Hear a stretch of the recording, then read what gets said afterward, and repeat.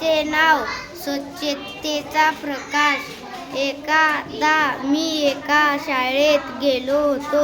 मुले प्रार्थना म्हणत होती. प्रार्थना संपल्यावर त्यांनी प्रतिज्ञा म्हटली.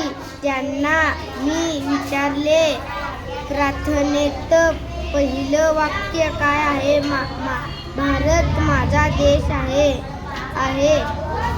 होय ना? मुले हो म्हणली. भारत आपला देश आहे. सह्य न मागता माझा काय बरं म्हटलं असलं?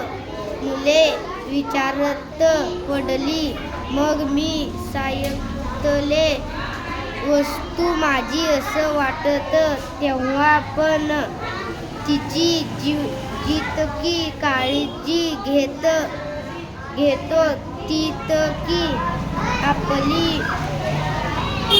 म्हटल्यावर घेतोच असं नाही. म्हणून माझा असा शब्द इथे वापरला असं वाटतं का?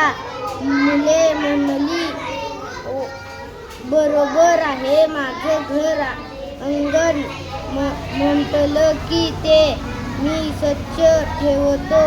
रस्ता मात्र आपला म्हणून त्याच्यावर आपण घरातील ध्यान टाकतो. मी सांगितलं, माणसाच्या मन